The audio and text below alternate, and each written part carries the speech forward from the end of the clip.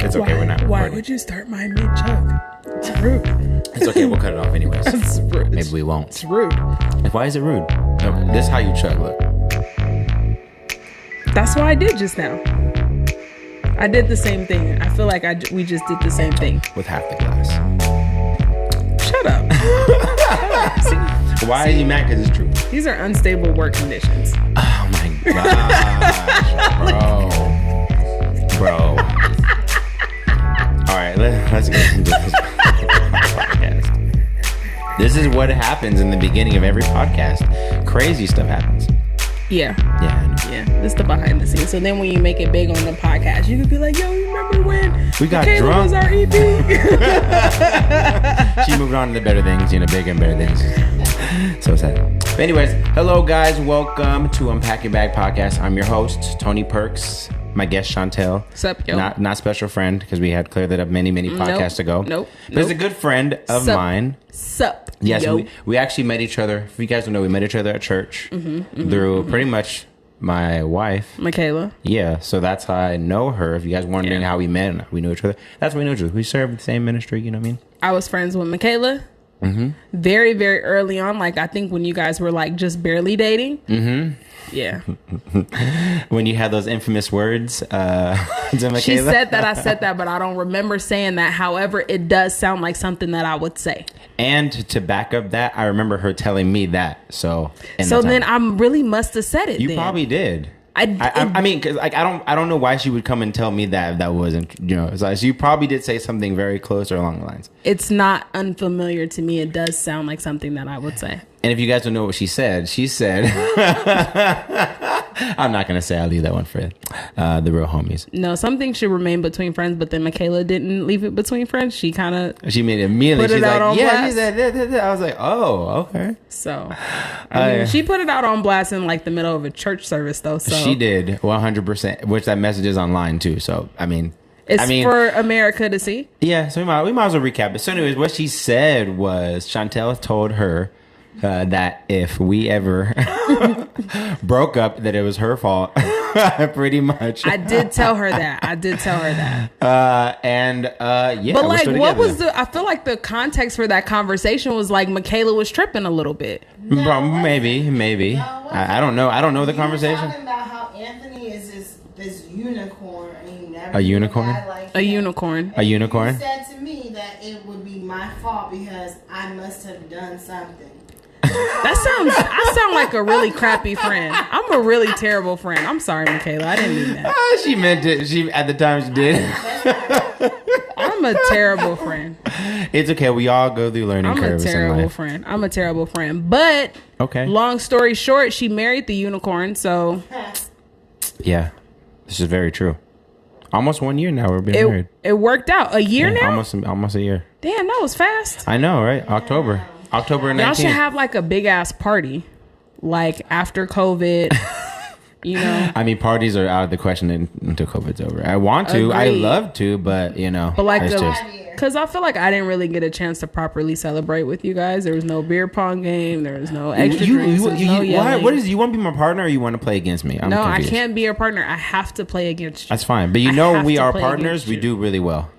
Oh, we would kill it. We would kill everybody. We would kill everybody. Every time I play you, it's a good game. Yeah. But then we played. I think we played against, who was it? Like Rob or something, and somebody we played against, and then we were just. Yeah, we would kill. We would kill everybody as a fact. It's funny because like when we play together, you are my best friend, and when you're against me, you're my sworn enemy. 100,000%. Like I don't care about you no more when we're playing against each other. And that's the competitiveness. The competitiveness in me will not let you like be on my team. No, I have to beat him. Like after I beat you, then cool. But like our battles are so matched. Like I've won you like a gang of times. You beat me a gang of times. Yeah. So it's like really even, which is why it's like. No. And that's why the next game we're going to play, I promise you, I have to demolish you and destroy you like really bad. Like I want it to be like over. Like but you like, don't even get a chance. You've never, like just like I've never demolished you or destroyed you. Like our games are really tight. They've never been but I never get drunk enough to the point where I like, there's a point of like you had to get a certain amount of drunk to get really, really good. That's because we be babysitting beers when we do it. Nah, if we start shotgunning them, like... Have you like I was shotgunning beer for sure. I'm not capable. Oh my gosh! I could probably shotgun a lime marita. Y'all want to do it right now? No. No, I'm not shotgunning. No. Can you plug in my computer real quick? No, that might hurt. Plug that in. I don't want to shotgun right now. No, that might because hurt. I got some things I gotta do later. You know what I mean? That might hurt. I mean, at the age I am now, like certain things you do the night before hurt the next morning. You know what I'm saying? 100. Look, and like look. you be in a position where you like, I don't want to hurt tomorrow. No, I'm not gonna lie. Me getting hungover. If I drink Friday, if I drink heavy on Friday, I will not be 100% until about Tuesday or Wednesday of the next week. It hurts because like I can't function. You got to get your water right. Like you got to like pretty much Saturday and Sunday is out. Saturday and Sunday, both those days are out for me. Monday, I'm like, all right, I'm like 80%. Then Tuesday's like 90, 95%. By Wednesday, I'm like, all right, I feel normal. That's 5 days. Not like fully yourself. I can't. The other night I had like, and this is gonna sound terrible, but I had like three Mike's Hard Lemonades for me and your wife. Okay, you and the wifey. We had a mutual friend at the time, and I don't know what we were doing, but we were taking shots of Honey Jack in North Hollywood at Bothy's house. Oh. I don't know if I'm supposed to say names on the podcast. You go, as long as everyone's cool, then it's okay. You know. We were taking shots. Don't sue. Yeah, just edit that piece out. He'll edit that piece out. Edit that piece out. He's okay. I'm sure it's not bad. I took shots of Honey Jack. Okay. And oh my gosh, the next day. So first we were taking shots of Honey Jack.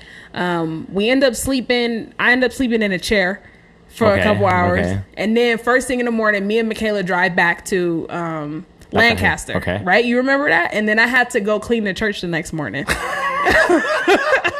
You're like, Lord, dude, right? And I'm just like, stomach is on fire, right? But I'm faithful, right? So I'm in there cleaning, like trying to go home. Stomach is hurting, like, and then I'm like, all right, it's cool. I just need to get some sleep. You slept in a chair, you good, right? Mind you, up until this point, whenever I have a hangover, I don't throw up. Like it's just not something I do. I get the alcohol shits. You get a headache, the alcohol shits. You know, you eat some food, take a couple Advil, chilling. I don't throw up. It's not a part of my nature. My body don't like it. Question: do you throw up when you drink? Like as you're drinking, if you drink too much, like you puke? No. Okay. Just making sure. I don't believe in that. But I actually think that if you I actually think that if you're sipping something and you drink it and it makes your stomach feel the wrong way at that moment, you actually should throw up because I think it'll help you out in the long run later. Okay. Anyway. I go home, right? And I'm like, I'm just going to get in my bed and I'm going to be cool. Nope.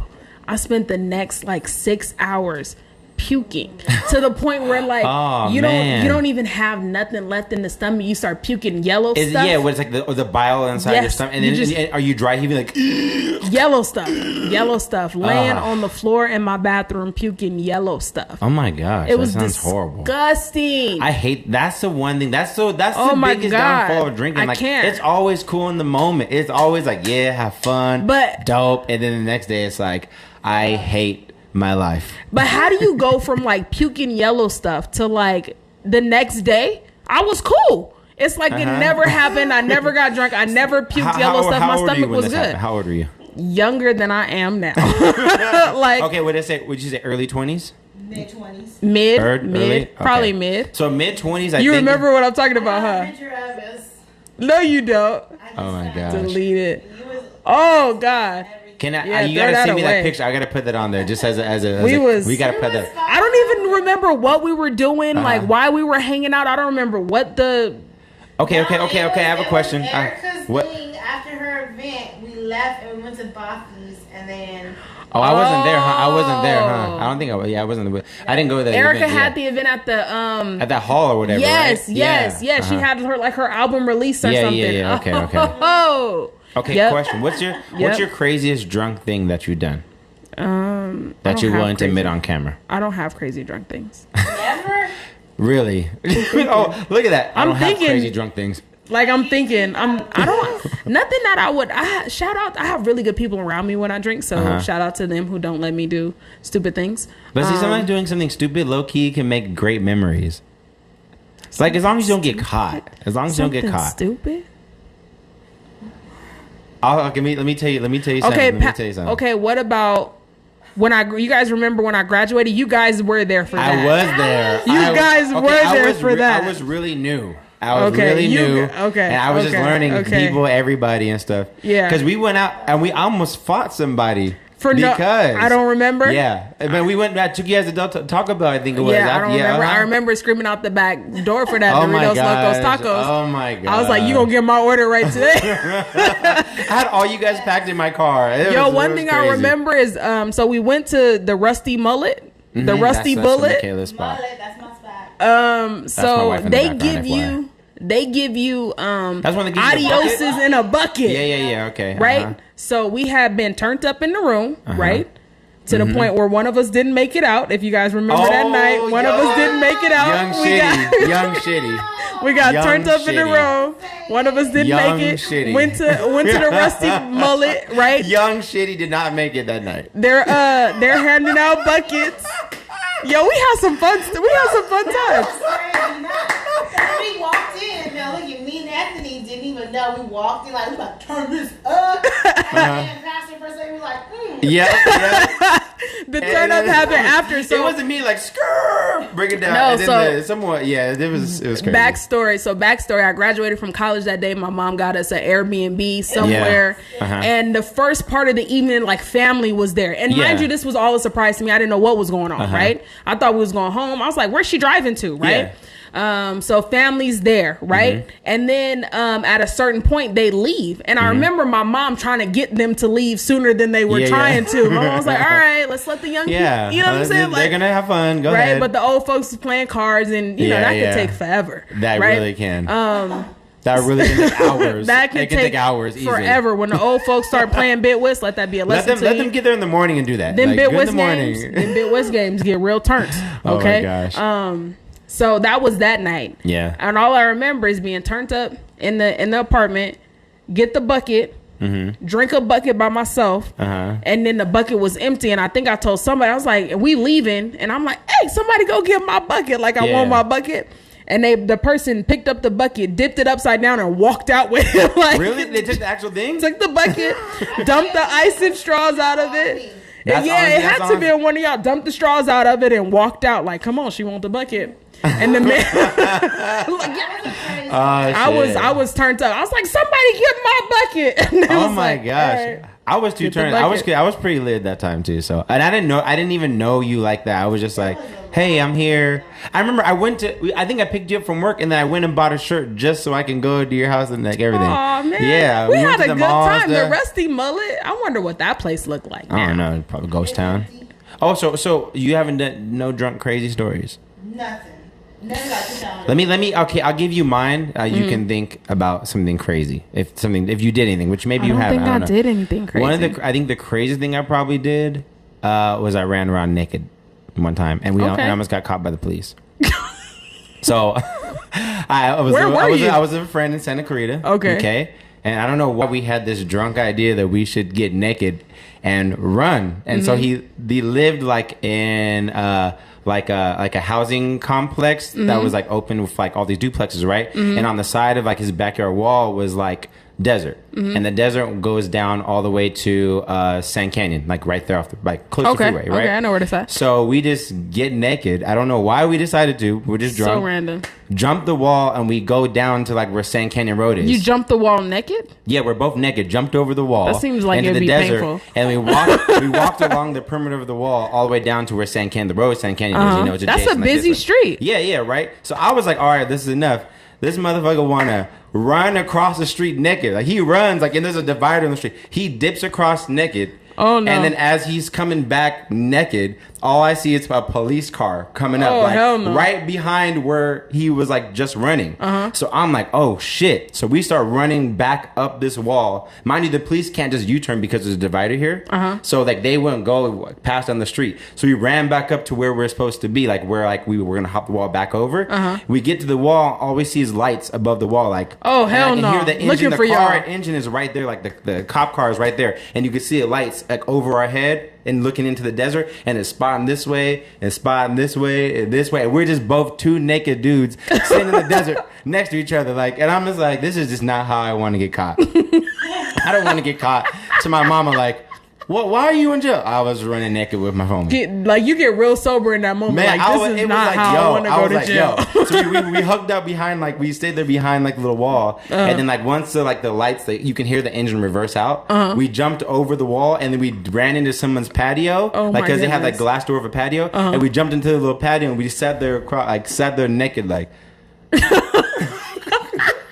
And mind you, we're both too drunk to realize we're actually naked, but we're just no socks, no shoes, nothing, full on butt ass naked, and we're huddled, just sitting there right behind this little a little box, less in this area. Me and my homie sitting there naked, waiting for the cops to leave, and we finally get back inside, and I was like, I will never. Ever do this again. I can't. That's funny. So that was probably the craziest thing I've done while I was drunk, that I can think of. Sober, I've shitted myself at work. So that was probably the worst thing I've done. Sober. Ouch. Yeah. I've peed on myself, kind of. Kind of, but not really. I was on a hike. Hey, I kind of peed on myself. Kind of. When I explained to you the parameters of it. Right. Okay, so look, everybody's judging me, and I said it on camera. So whatever. I don't give a shit. I don't know y'all. So look. They know you now, Chantel. It's cool. Go ahead. It's cool. Okay. So look, me and my friend want to go hike the Hollywood sign, right? Okay. I go pick her up from the airport, and we're trying to go to the Hollywood sign, right? Okay. We want to hike up the Hollywood sign, right? For sure. So I gotta pee, right? I'm driving down to LA, and I'm like, dang, I gotta pee. But I'm picking her up from the airport. Ain't no place to go pee, right? For sure. So then we go from the airport to the hiking place, and I'm like, yo, I gotta pee. I'm trying to pull over places. I don't see nowhere to go pee between now and the hiking place. You know what I'm saying? For sure. Okay. So we're on the trail, okay? Okay. And first of all, we're on the wrong trail. We end up we end up hiking and looking across the way at the Hollywood sign. So we're pissed because we're this ain't the right trail. We're hot. Yeah. We're pissed because this ain't fucking right. And I'm like, yo, I gotta pee. And she's like, girl, get in one of these bushes. And I was like, the way I'm set up, I'm not peeing in no bush, right? Really? Yo. I'm not gonna do it. I don't camp. There's certain things that's not for me, right? Okay. I don't pee in bushes, right? Okay. So look. I wonder if you changed from this point. But I gotta pee really, really bad. Y'all don't want it. It's hurting. It's starting to hurt. And I'm walking and hiking and breathing hard and it's hot. And I'm like, oh my God, I gotta pee, right? So then I'm like, you know what? I'm just about to dip off in this bush real quick, right? So you succumb to it. All right. I got to. I don't have a choice because I have to pee, right? So I got on my little yoga pants and she's like, all right, girl, I got you. Go ahead, right? So I'm getting in the bush and I'm why is it always really bad right before you pee? It's the most intense, dude, you literally you can't even really pull your pants you're about to pee on yourself. Yes. So I just I'm holding it out, right? So it doesn't. And girls are set up differently. We're immediately situated over whatever it is that we're wearing. So we have to move. You have to physically you have to push your pants move that farther away shit so away. You can pee down. Right? Yeah. So you could pee down, right? Except I had to pee so bad that my pee didn't come out straight. It kind of. Went into your underwear? No, it didn't. Your underwear, it didn't go into my underwear, right? But it kind of drizzled down my leg, right? Yeah. So and then I'm trying to get the and then if you pee harder, you're trying to get the flow right, right? Yeah. Because you want to be pushing too hard, it's spreading everywhere. Exactly, right? So you got to get the flow right? But so I'm holding it and it drizzles down my leg, and then I was like, fuck, right? So I literally just got pee drizzling down my legs. I'm in the fucking woods, so I don't have nothing to wipe the pee off my leg, right? So what do? You just got to pull your pants up. That's it. It's gonna soak into your pants. You just got to pull your pants up on top of a pee leg, right? So then, I come out the bushes pissed. Literally. Pissed. And my homegirl's like, what happened? And I was like, nothing. Nothing at all. I was like, it didn't work. I didn't I missed. I missed. Why is there a stain on the back of your leg? It didn't work, right? I don't know what you're talking about. So we in LA, and anyway, make a long story short, we in LA. I end up pulling up to this Walmart, going into Walmart, buy some sweatpants, some drawers, going to the bathroom, clean myself up, and then we went and had some drinks. After that, we had some drinks. Then we went to Islands, had a couple drinks and salvaged the day, right? Because we was and I was like, fuck. Okay, I have a worse one for you. I took a shit on myself in my pants at work.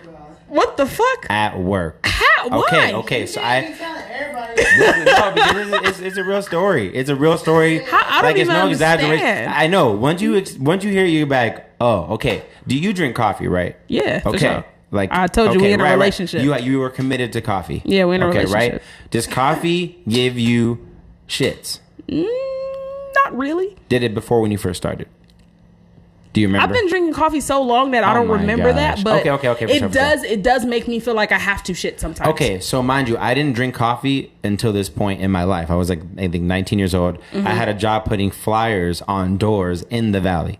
And this is like my maybe 5th day on the job. So at least you're not in an office thing. Yeah. So we all get shuttled in a van, like me and like 7 or 8 other people. We all get shuttled down there, and they drop us off in a neighborhood, and you got to go and put flyers on the door for some attic insulation stuff.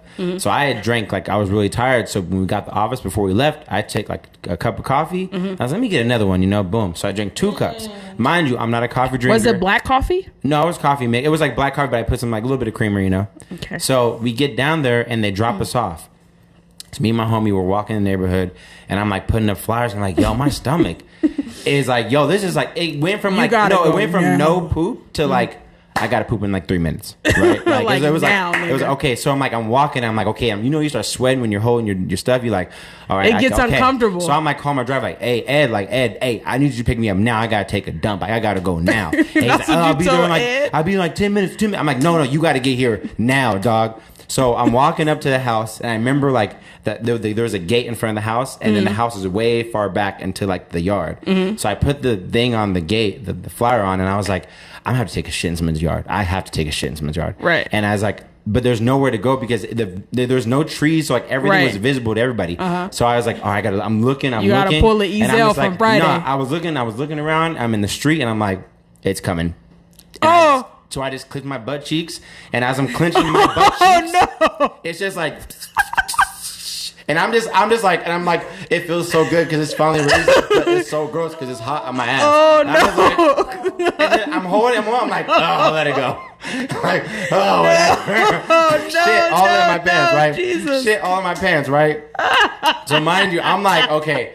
I shit in my pants. All right, Ed's gonna be here in a minute.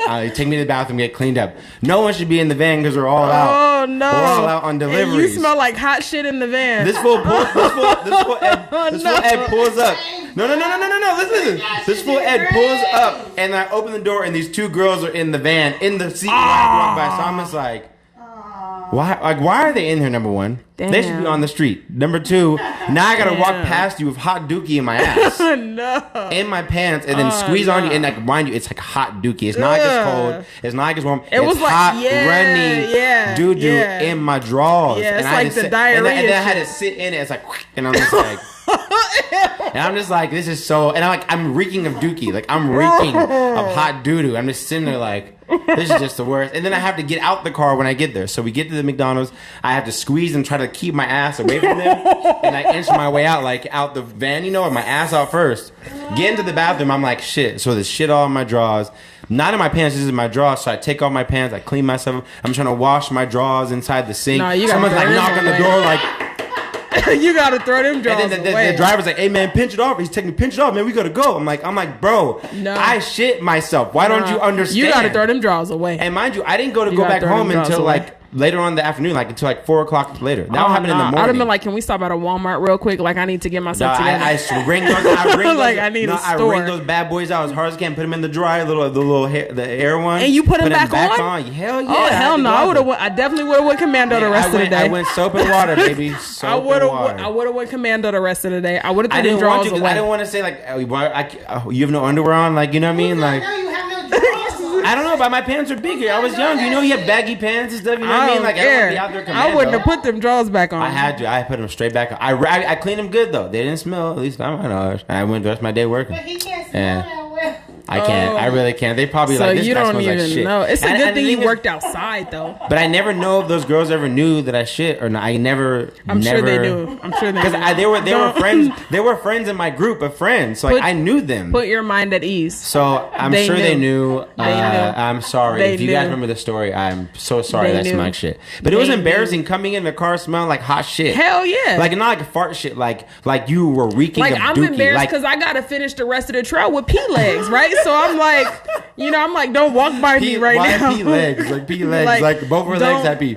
Yeah, like don't walk by me right now. I need some space. I know what you mean by that because I had to take Autumn to use the bathroom one time, and I don't let her sit down. I always like trying to pick her up, and I had her like picked up, and I pulled her pants down, and then she peed all over the seat, all over her own legs, on my shoes, and I'm just like, Don't leave the house without using the bathroom. Girls are different, man. I don't know. Like I'm trying to like hold we don't her have straight, the ability to point straight. and shoot. Like we don't have that ability to point and shoot. I can face this way and pee left or right, left, over my shoulder, down below. Congratulations, we don't have that ability. I didn't realize that. So like the only thing that we can control is really like the force in which we pee, right? Like and like even that is dangerous because you can't pee too hard because then it's like because it will spread. Yeah, I know. Trust me. So then you kind of gotta let it out slow and like nice and easy. But you gotta pee so bad, like oh my gosh, I can't right? imagine. Like nice and easy. So yeah, I can't believe we're telling people this. Honestly, if we put it out there, look, if someone, the thing is, I put it out because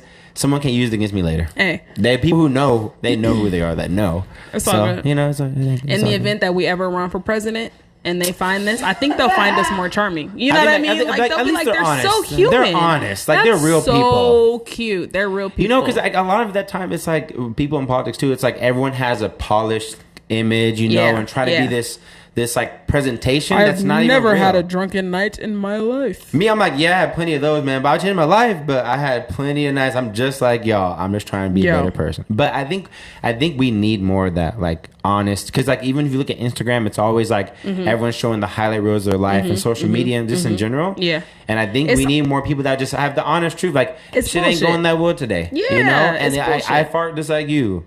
I have my baddies, my feet. I put my pants on one leg at a time. I take boo-boos. I take shits. You know what I'm saying? Boo-boos. Like, boo-boos. Sorry, I take shits. No, boo-boo is fine.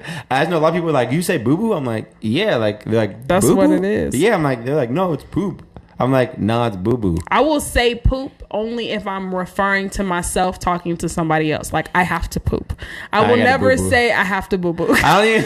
that just sounds stupid. That sounds stupid. I'll say I gotta take a dump. I don't say boo-boo. I'll say a lot of things. I gotta let some kitties into the pool. That's a good one. That's my favorite. Drop the kids off at the pool. That's a good one. I gotta let some kitties into the pool. I have to take a poop. My stomach hurt. And if I tell you my stomach hurt with the eyes, like my stomach hurt. Every person that told me their stomach hurt means they have to shit. Like they say you gotta take a dump. Because I'm like, your stomach, you need some medicine? No, you gotta take a dump. Okay, take a dump. All right, it's cool. It's funny. My coworker was looking for me this morning because I was a couple minutes late. And I'm never late. I'm always early. Okay. I'm never late. Okay. And she was like, "I know Chantel coming today," and I was like, "Sorry, girl, I had some angry poops this morning." She just angry poops, and she just looked at me. Everyone knows. All right, for sure. Because like there's the regular morning. I poop every morning, right? Call it what you will. Coffee. Sometimes before, sometimes after. It depends, but every morning, right? Except for Saturdays because I wake up a little later and like my poop don't be ready at 11 and be ready at 6. Oh, thank you, thank you for all that information. Sorry. I don't know what I'm gonna do with it, but okay. It don't matter. I'm glad I know your schedule. You told the world you pooped on yourself, so I felt like that it was true. At least for sure. But like it's like a regular poop, like just a regular sit down and. Yeah, like easy. And then like an angry one is like when your stomach is like cramping to get it out, and that's what I meant by like an angry one. Oh, so you were struggling. Like I was getting like I thought I had my regular morning poop, right? And then I'm getting dressed, blah blah blah blah blah, and then my stomach, and I was like, oh, I was like, this. There's more, right? And then I had to go back to the bathroom. Your stomach's like, but wait. There's more. Right. Like, and then just threw off my whole schedule. So I was like 10 minutes late to work, and then I had to stop and get gas, and I was like, oh no. Man, that sounds horrible. I'm sorry. It happens to the best of us, though. I mean, we all poop, but it's okay. Assuming that America poops, and they should. I mean, if you don't poop, it's kind of like you have a problem. Like you really should go to the doctor. That sucks for you. I'm just saying. Like I don't have any problems constipation, but nope. If you do, you're supposed to be like every day, regularly. But okay, I have a couple questions. Because I have these little topics, conversation starters, even though we've had plenty of this. What? But I've found these. I don't even know where I got these from. Actual topics today? Stop. No, these are like 200 icebreaker questions, right? But then some of these are like super deep. So I'm going to go with the super deep one first. Of course you would, right? Of course. Okay, so let me repeat the question. So, like I said, I found these topics and I just randomly was like, damn, some of these are really deep. So, question I have for you is, what hard time in your life left you a better person after it was finished? That's a good one. I'll let you know when it's finished. Oh, really? I'll let you know when it's finished. But I don't know, right? I don't know. Okay. There's a couple. I will say that there's a couple friendships that I had that left my life, right? Friends that I'm no longer friends with. And it leaves a mark every time. I'll say that. Okay. When you say, what do you mean by leaves a mark? Like, is it like what do you mean by leave a mark? It hurts. Okay, gotcha. It hurts. That's what I mean by leave a mark. Okay. I don't know if it necessarily made me better after. Really? I mean, it made me self-reflect, obviously, and be like, right, to see like what was what happened? What happened? You know, especially with friendships, like when people that you are friends with, you know what I'm saying, and then for whatever reason those relationships don't work out. Losing a friend, especially sometimes your friends can be the closest people to you for a season, right? Yeah. And I've had a lot of friendships like that have been seasonal, where like this person is the closest person to me for this season, right? And then for whatever reason, when that friendship doesn't work out, it hurts a little bit. Did you ever find yourself taking it personal at times? Yes, every time. Okay, like every time. You like, when I say personal, I mean like you're taking it like it was something that you did. When I say personal, that's what I mean when I say personal. Like, or is it like, oh, I could have done this better? Or was it just usually like, that. Not necessarily that's something that I did, right? Okay. Because looking back on it now, I consider myself to be a dope ass friend. And I have issues and idiosyncrasies and things that I need to unpack just like the rest of the world, right? Sure, but I don't think that separates me from being a good friend. But for the most part, that'll be it. Okay, I see. And I've had that happen to me a couple times too, where like friends I thought were like good friends, you know, like really close friends I thought would be like, we'd be friends for like probably like majority of our lives, right? No like conversation, you know. And like, and for a while it did kind of bug me because I think it was like a friend had ghosted me and I didn't understand why, and I just didn't understand like, why can't we just have a conversation in this case? Like, I don't understand like, why can't you just say, if you wanted time for yourself, cool. Right. Like, you talk to me, I speak. Like, I mean, if we're that good, I mean, I consider you a good friend. So if we are, then why can't you just say, hey, I need time for myself or whatever? Right. Which I would respect that too. But there was one friend that happened to me like that, and I was like really confused, you know? I was real like, I don't understand what I did or why we couldn't talk about it. But then I came to the realization, like, maybe people were just in different stages in their life, and that friendship was maybe just a seasonal friendship. And I don't hold anything against the person. Right. It's just, like, if they ever want to talk, it's just clear the air, and then we'll go back to being exactly how it was before. Yeah. But I just want accountability, you know? Yeah, same here. I don't hold anything against them. If it didn't work, it didn't work. But that's after time has gone by. Right? Yeah. But for the first, like, months, I was like, this don't make no sense. Like, why are you...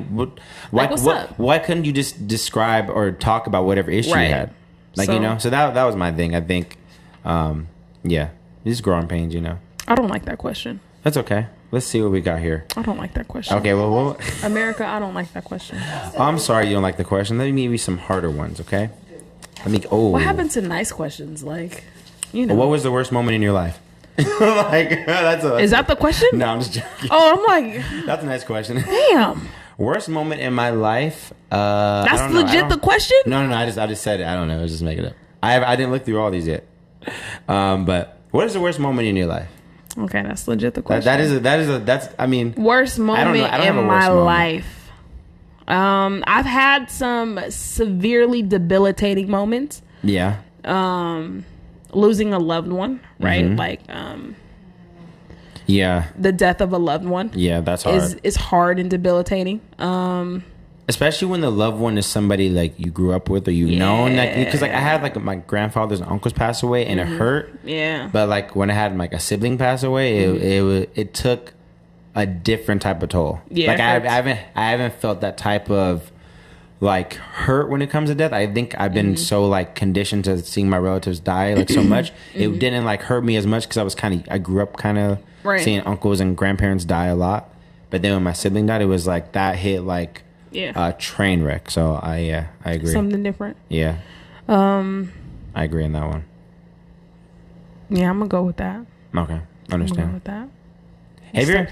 Have you ever been called the N-word before by somebody not black? When I say not black, I mean white. Not to my face. Never to your face? Not to my face. Really? Not to my face. I've experienced racism. Like, have you heard people say like the N-word? But have you ever heard anybody say like nigger like not to my face? Not to my face. Because I think I would be enraged. Like enraged. That's I'll probably be an understatement. Like inflamed. That'd be an understatement, probably. That will probably cause a reaction out of me that I'm not aware of, right? Like, because that would invoke a different type of anger. So then, like, it's like, are we recording this podcast from, you know, the jail cell? Yeah. But I would be enraged. I have experienced racism before, and it's mostly been more subtle. Yeah, like not like the blatantly out there, like people following me in stores. I've been followed in stores for sure. Same. People not putting change in my hand. I've experienced that quite a bit, and that drives me and that inflames me. Right? Like I'm just supposed to. It's like subtle disrespect, right? Yeah. Like it's like you don't deserve. Like to the black don't wear off. Yeah. Right? Like if you give somebody some money and they take the money, they take the shit. Right? That's another thing. Like you take the shit out of my hand, but when it comes to giving me my change, you put that on the counter. Have you ever put it on the counter first? No. Okay. No. I've done that a couple times. Just like slide it on. Like in the land of COVID, maybe. Yeah, like slide it on there and let you pick it up. But what I'm talking about is pre-COVID. Like, it should be like what I do. It should be like reciprocated the same way. Pre-COVID. Yeah. And like it's the same. And this experience that I'm talking about that had me the most angry was I was also followed in that store. Right. So then the lady taking my money. It just felt. It was like a multiple thing. But I'm not the kind of person that assumes that everything is racist, even though it may clearly be, right? Okay. Like my mind is not like that. I don't think that everything is racist. Just like when every brother says hi to me, I don't assume that he's trying to holler at me. Do you understand what I'm saying? Like there's certain things that I just don't make that assumption. For sure. You know what I mean? So even in some instances it's been like, yo, that shit was racist. And I'll be like, you damn right? Yeah, but like in the moment, I'm not operating in that kind of mindset. Like, I'm not operating in that mindset. It's been brought to my attention after we're like, that was racist. And I'll be like, but was it? And then you know what I mean? And then we go back through the steps and I'm like, you right. And then I'm pissed. Now I want to fight, but like the moment is over. It's like, what are you going to do now? Go back like, hey, 3 days ago, you were racist. Exactly. So. And then the justification is, well, I just gave you your change back. So that's like the justification, you know? Oh, and I've shop at that store though? No. Oh, that it's happened to me numerous times. When me and my brother go in the store, we're on the aisle, alcohol, then security back to the alcohol aisle. I'm like, one, I don't even steal. like I don't even steal ever. Like I don't even want to go to jail.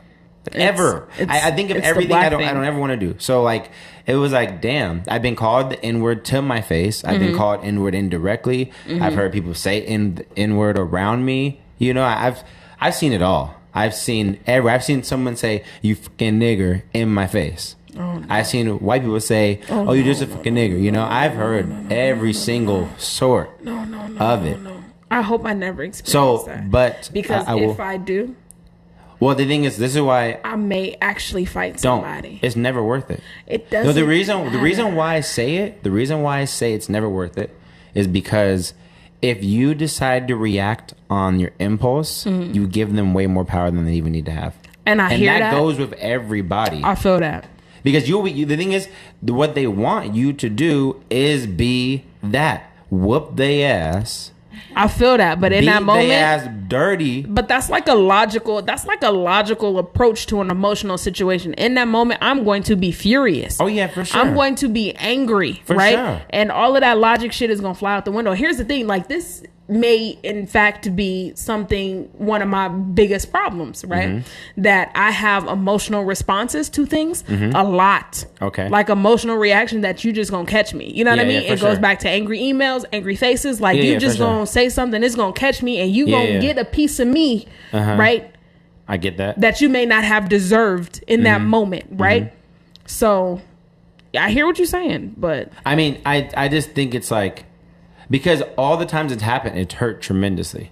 You know, it would hurt, and it was like it was the ultimate trump card. No matter what I could do or say, that's ultimately that always you can do it. You can say the worst. Right. You can go and hit them the hardest, and then all right, you just a fucking nigga. You know what I mean? And that's where it's like, damn. But that still didn't make me think that a lot of people are. I think that a lot of people are biased more than the younger generation of like people. I think that they've been instilled about this idea that they're not really racist. They just have negative bias stereotypes of black people.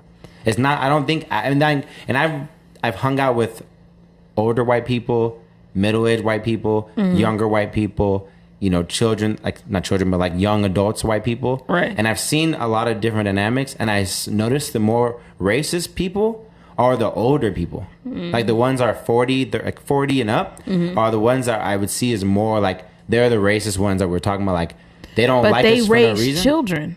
Yeah, but then the younger generation now is so like about people and rights and everything should be fair and kumbaya, So, but then a lot of these people, these kids, still been growing up with seeing what the media says about black people. Right. That these are thugs that stole something, and then that coupled with the fact that your parents are racist breeds a contempt, right? Whether or not it's a knowing, like.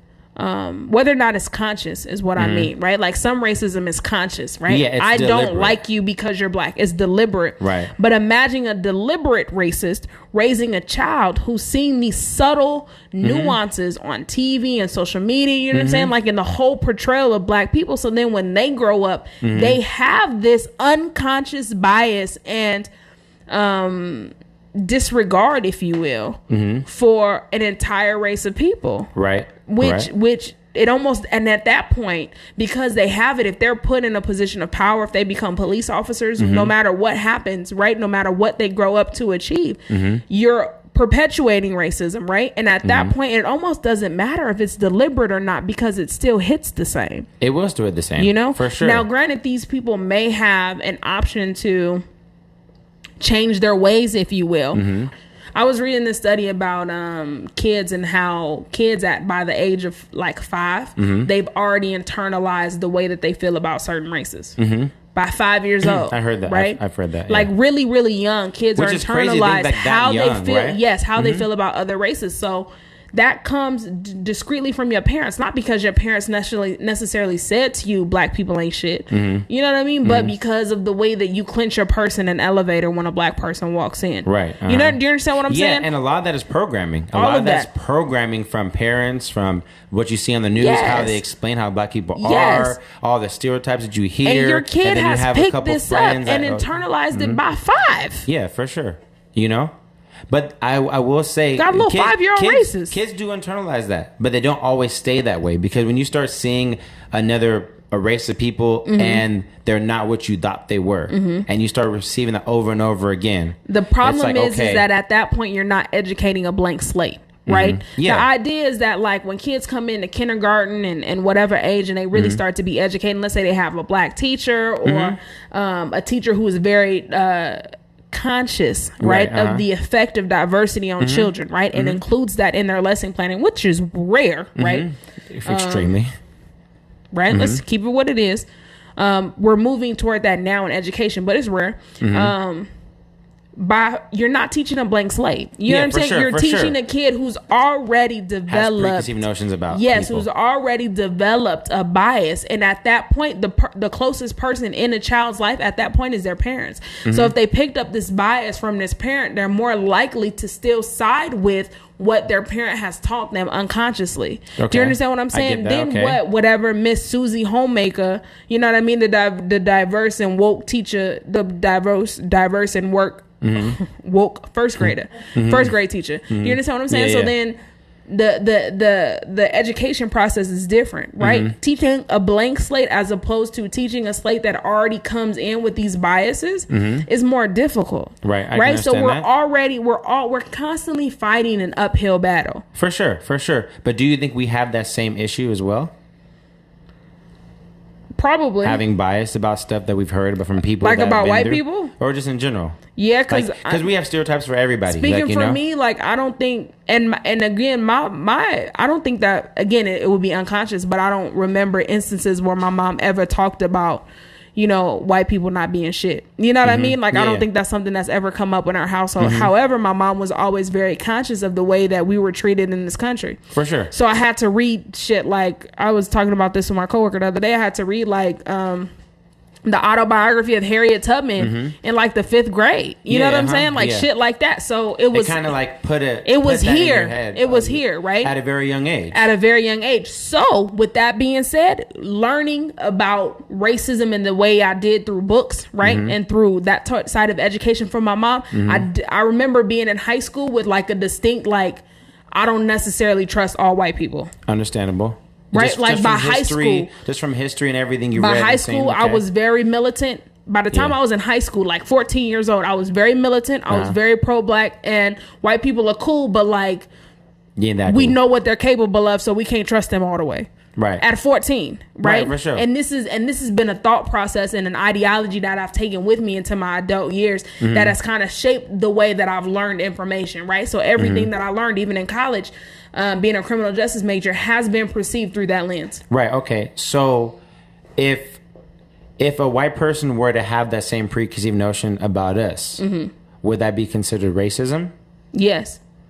So, well, okay, here's the thing. It's not considered racism. It's a prejudice. Okay, like right? a bias, prejudice, right? Yes, okay. It's a bias. Okay. It's a prejudice, right? Okay, so racism is different from prejudice. Yeah. Like completely different. Like not completely, but like racism is like, because you are this color, I don't like you. Yeah, racism is a discrimination based on your creed, based on your race, right? Prejudice is a preconceived bias based on anything. You can have a prejudice against people wearing sunglasses. Yeah, for sure. You understand what I'm saying? Yeah. Racism is a more specific definition of that. Right. Okay, I got you. You know what I'm saying? Yeah, I get you. So if a white person did it with their children, would it be conceived to be racist? The difference is, let me tell you the difference. Okay. The difference is, and we talk about this all the time, is the history behind it, right? The history of slavery, right? And Jim Crow segregation, right? That's what makes it worse, is the history behind that, right? Because it's already been documented what's been done. So I am being brought up in a world based on my history of being less than, right? They're being brought up and developing these notions in a based off of a history of them being superior. It's different. We're in different bargaining positions. Yeah, for sure. Right? So then my bias is going to be totally different than theirs because my bias is going to be the result of a history of being less than, of being killed, of being murdered, of trauma. Their bias is going to come as a result of them being superior, right? Them better than us. And because they're better than us, they can enforce certain systems, and our life is worth less than theirs, and they can do whatever they want to us. So what is the solution to this now? Education. I think education is a big part of it. Because I think a part of it is like hating is one thing, but what do you do after, like, we know everybody knows what's happened to us black people, you know, through 400 education. years. So like, what is the solution to make it better? Because like, from what you're saying, then it's like they're not going to change anyway. So no, that's not true. It's not about them not going to change. The question is whether or not we as a people have time or want to wait for them to do what it takes for it to change, because it's going to take generations, right? To remove that sort of opinion or bias out of a group of people, it'll take generations. Yeah, for sure. You understand what I'm saying? So, do I think that it'll never happen? No, right? I typically don't. It will always be something here. I typically don't deal in absolutes. I don't know, right? The question is do we as a people want to wait until they get it together, right? Because in the meantime, we're target practice. Right. You understand what I'm saying? So do we have the time or the collateral to wait for them to get their shit together? So the focus should be not about waiting for them to get their stuff together, but focusing on what we need to do as a people. It's twofold. Because if you focus more on what you can do, you spend less time worrying about what they do. Agreed. Which means you'll be able to build faster on focusing on where you're going. Agreed. If we had 30 black people focus in one direction and one thing without detouring at all, without stopping to say, hey, look at you, or hey, look what they're doing. Like, imagine them all being focused. You think it would move faster that way? Do I think it would be faster? I don't know. I think that's yet to be determined. But I do think that there's value in that, right? Just like there's value in having a person who's not necessarily black, right? But a white person who is like, you know, this is terrible. Like Jane Elliott?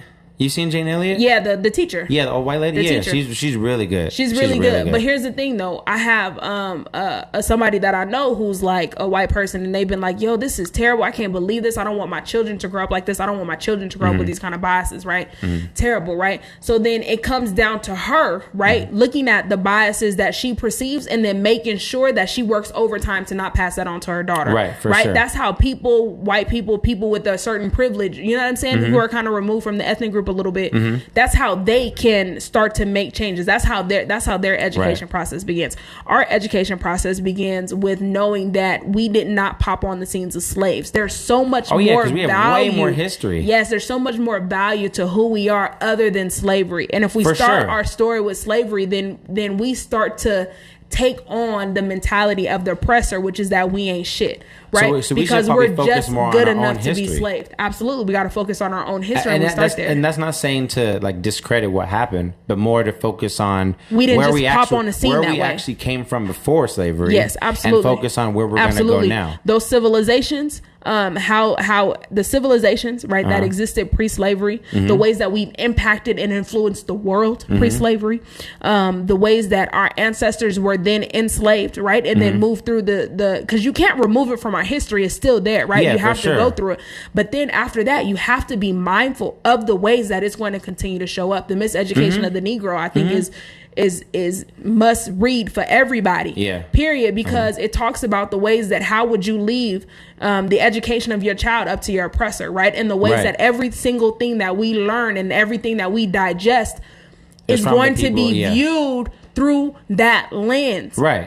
Like everything, even the way history is brought up to us, everything is going to be viewed through that lens. So we have to identify that and remove that lens. We can no longer look at ourselves that way, right? And I think that once we change the way that we see ourselves, right, which I agree, then we'll be able to move forward in a more powerful way. And I think that's what I really, we have a couple minutes, but that's why I really want to push more, because like if we focus on building ourselves and learning that we were kings and queens before any of this happened, and if you think of the span of generations of black people from the start to finish, 400 years is a small fraction compared to how long we've been here. And we have way more history. So we always focus on the 400 years. We don't focus on like the thousands of years we were kings and queens. And then afterwards, what we were be able to come to now, you know? And the things that we've been able to build post-slavery is just as important. We don't even get credit for it. Absolutely. That's why I really want to focus on more is like, how do we help the generation build more than we just screw them? Because at the end of the day, we gotta go somewhere, and they may it's both. And then they may never not get on board. Right. The thing is, we might. But it don't have to be one or the other. It can be let's build and fuck them. Yeah, but I think you should still push more on the build you more than anything. Absolutely. You know? Absolutely. I think if it's going to be anything, it'll be 51% build you, 49% fuck them, if that's what you got to be. But you should be more on the favor of building than on hating. You know what I mean? Absolutely. And that's something I really want to promote more, you know? But then we get to this point, right? In our circles, in our conversations, but what is really, there's no follow through in how do we build? What are the ways that we come together we need to get, and build? We need to get what wealth. are the ways that we sustain? But how do we do that, right? Like that's a great term that's very vague and general. Everybody want to get money. Well, you learn to invest. Get money. No, you learn to invest. You learn how to build yourself to a point where you are valuable to anybody you come into contact with. Where you're making money. How long does it take to get wealth and build yourself, right? Because that is a process that could take 5 to 10 years. What can Chantel do today? Well, you start building yourself. Right. You start learning about who you are, how powerful you are, how confident you can be. In that process, what do I do to help the next brother come up or to help the next sister come up? That's by example. That's what our mindset needs to be. Show them by example. But ultimately, the answer is still we need to build, and we can't wait for them to get on board. Because we've been waiting for this for how long? Too long. And it's just starting to now, things are just starting to now surface up. A change gonna come. That's more like what I envision, like how we build. We just play Sam Cooke over and over again. I love it. But I was born by the river in a little tent. And just like the river I've been running. It's been a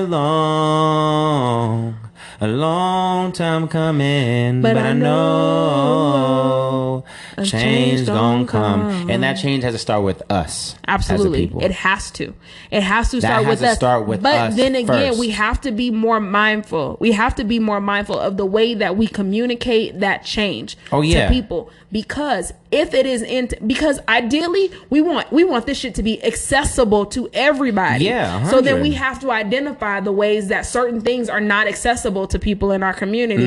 And then we have to work backwards. It's not accessible because of these reasons. reasons, right? So what do we do to make it accessible so everybody, every nigga knows? See, the problem with that is what we need to build, it will take longer than the lifetime we're going to be here. Absolutely. What are we leaving? But what are we leaving behind for Autumn to pick up and continue the work? That's what we need to start establishing generational wealth. And one thing we could do is start, like, if you're like, especially for being an entrepreneur, if you want to like build a business, something, you can start on doing stuff like a need-based business, like businesses that are something that's going to be in the community all the time. And like we have this one guy follow. He's a Christian entrepreneur. His name is Prince Donnell. He's a pastor of business, something like that. Okay. But he talks about always going for need-based business. Don't go for business just because they're cool. Right. Go for something that's going to be there. He started his own tax business and he got like 500 and some people within the first year. And he's like already a multi-millionaire from the tax business alone, because taxes will always be there. Everyone pays taxes. I got you. 300, 400 years ago. Laundromats. Always going to be. People need to wash their clothes. You know what I mean? So if we start looking at how us as a people can start focusing on not being flashy and not being so got to get my Jordans, all this, but we can focus on what can we need that's going to sustain us for 10, 15, 20 years. A business, like, it doesn't be something you love. It has to be something that's going to be sustainable for you. I got you. You know? And some of us need to make that sacrifice at this time to build the next generation. You know what? When I think about what you're saying, first of all, let me say that I agree 100% with what you're saying. Okay. And in no means is what I'm about to say a contradiction or a way that but my educator brain, right, tells me that there are certain people of color, there are certain kids of color who don't have access to that kind of thinking. You know what I mean? Like they don't think like that. You know what I mean? So for me, my first step will always be education. My first step will always be education and teaching these kids coming up, teaching these young girls and these young men coming up that do you reach those kids? Possible. But how do you reach those kids who don't know or have that type of mindset or have had anybody, exposure, you know? Exposure. Like, exposure is such a powerful thing. And I'm not one to be on Barack Obama's jock about, him being a great president. But one thing that him and his wife and his 2 black children did was representation, right?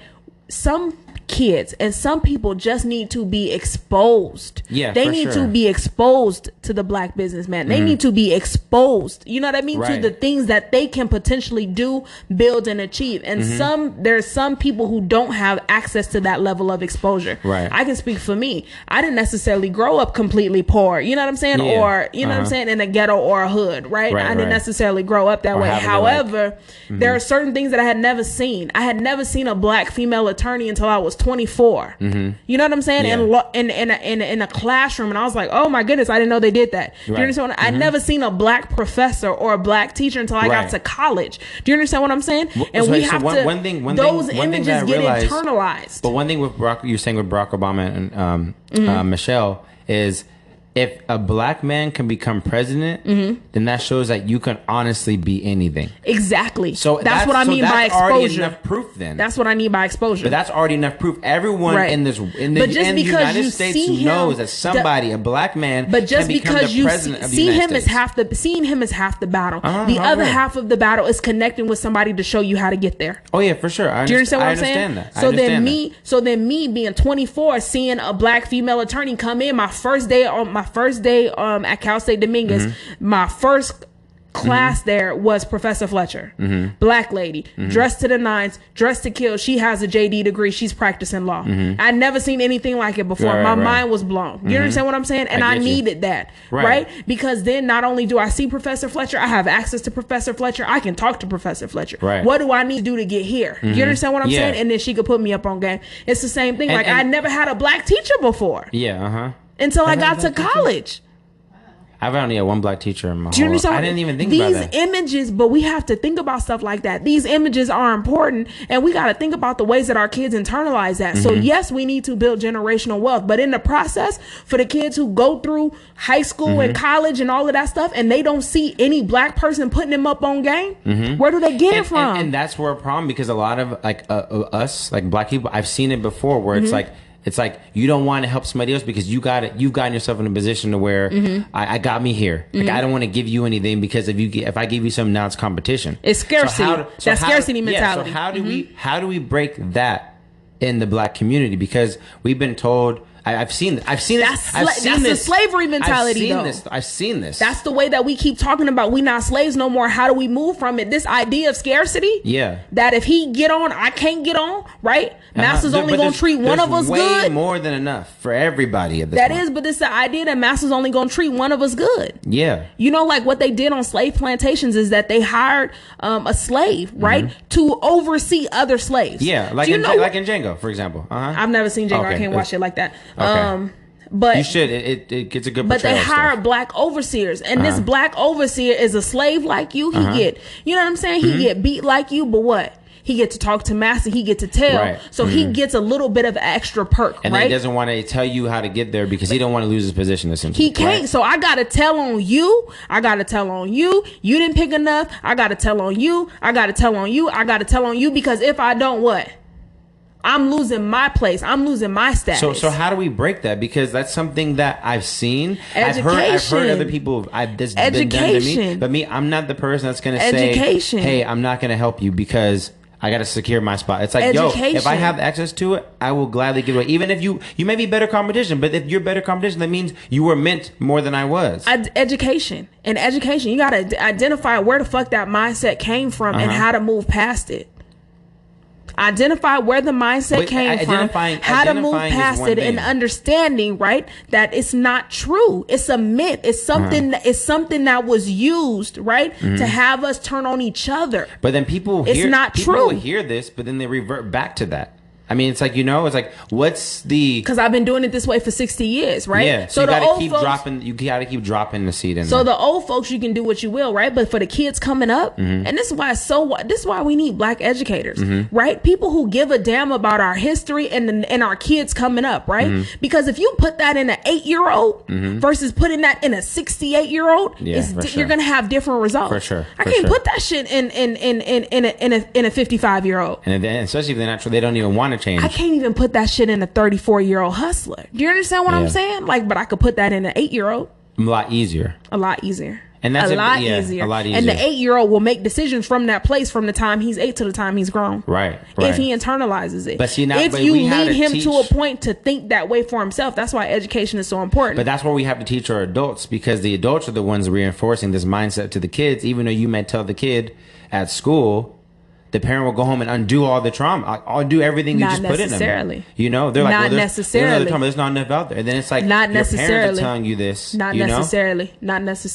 What makes you say that? I'm saying that if you introduce a kid, right, to a positive role model that they like. Okay. Keyword that they like. They want to talk to. So like, do you know how many part of it has to be like, you have to be likable then, especially if you're in that position to helping somebody, It's not necessarily, but it's important, right? Do you know how many kids that I'm rough with, right? Like, I'm rough with, I'm hard on, right? There are a lot of kids that I'm hard on, but you know what? You know how many of them keep coming back? Got you. Do you understand what I'm saying? Like, that's powerful. And at that moment, do you understand what I'm saying? There's something that they connected with, right? It could just be the fact that I'm black. It could be the fact that I'm a black female and I'm goofy. It could be anything. We don't know what these kids are going to connect with, right? That's true. But they have to connect to something, right? But the truth is they don't have enough options. Yeah. You understand what I'm saying? There's not enough options. So they find something they connect with, they listen to.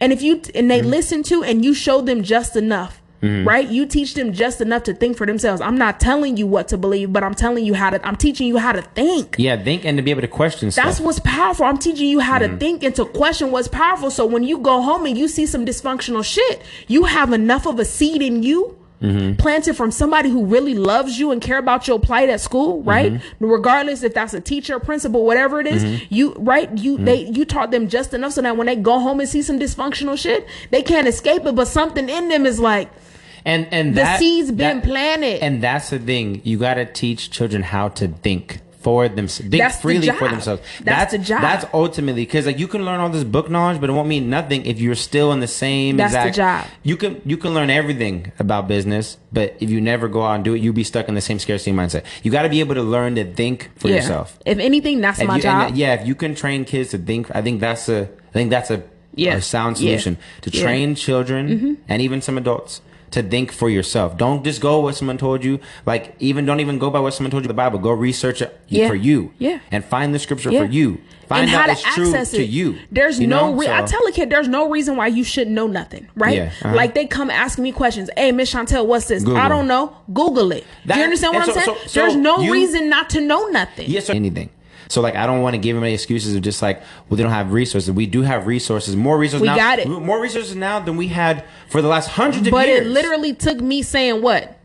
Google it in order for them to be like, oh yeah, I could do that. Yeah, you know. But the thing is, it literally took but that. the thing is, as Black people, we are in the best time. Or of how our can we pretty much find life that out? Over 400 years. You got the book in front of you. It. How can we find this out? Do you understand what I'm saying? Like, it's not giving them the answers. It's literally teaching them how to think. Yeah, like to go research for yourself. As a basketball coach, as a tutor, it don't matter what I do. That's always been my goal, is to teach you how to think. Right? Like if basketball, same thing. If I draw up a play and the person is standing right there, I need you to think, bruh. Yeah, I need you to be able to come up with it on your own. I'm not going to always be I need you to think. I can't draw up a play for every situation, but what I can do is I can put you in a position to be successful. Right. And I can tell you, and I can tell you what each position is supposed to do, what each position is responsible for, what each position should be looking for. Right. And at that point, you have to use your brain and your skill, right, to make the shit work. Right. You understand what I'm saying? I don't overdo anything, but then again, that's what's going to make you a phenomenal basketball player. But also that makes you a good teacher. And your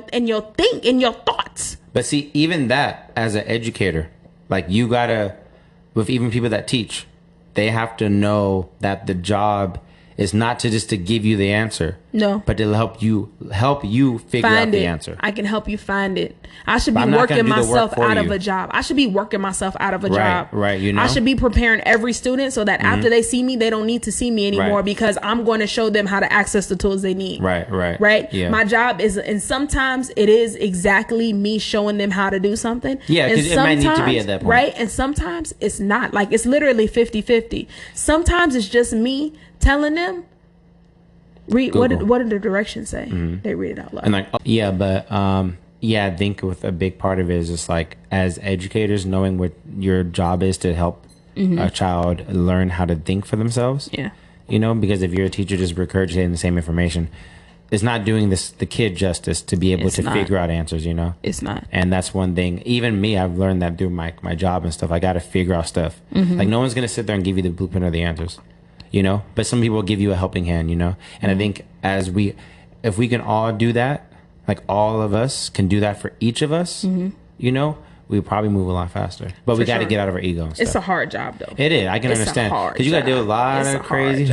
No, I can imagine. I mean, just teaching somebody how to think is a hard job. Yeah, and it's something that I think about often and face often. But honestly, my mind is always going to start with education. Businesses are great. We need that as well, right? And it has to be a two-pronged approach. It's like both. It's got to be a double-edged sword. You need to do both. Because you can think all you want, but if you don't do anything, then you don't do anything. Right. And you can do all this stuff, but if you're not able to educate somebody else in the same process. And it's funny because people would, like, everybody's always on their business tip, right? Which I think is great. But nobody is really on, like, their, how do I teach my children tip? You know what I'm saying? And think about how much of an opportunity we have now for our kids are being homeschooled right now, right? So you literally have an opportunity to instill whatever you want in that child. That's true. Whatever you want in that child. That's true. You understand what I'm saying? So yeah, they have like certain structured time where they got to be on their TV. But if it was my kid, bump all this. You learn how to count today? All right, here's today's history lesson. You know, you understand what I'm saying? Yeah, like smart. here's what we're learning in today's history lesson. Right. This is today's home economics lesson. Do you understand what I'm saying? This is today's financial money matters lesson. Do you understand what I'm saying? Like, you got an opportunity here. And, you know, to go back to what you're saying about business and stuff too, like, it is important, but you also got to remember, like, not everybody's going to make a business. Right. Some people are better geared at working. Like, some people are naturally, that's what they are going to be inclined to do. Like, one thing to say, build generational wealth and stuff, but not everyone's going to be the business owner. Not everyone's going to be the CEO. We all can't be business owners. We all have to play our parts, and and that comes with like self-analysis and self-awareness. Somebody's got to be who a consumer. You are and know what you want and know who you're trying to be and what your skills are. Absolutely. Because I may not be a good CEO. I might be a good right hand to the CEO, but I may not be a good CEO. You know, so one thing about a business, but everything is to know yourself. Really get to know you for real, and I think that's going to play a a key factor in who you can teach and who can learn and what skills you're going to give them later on, you know? That's why you got to unpack your bag.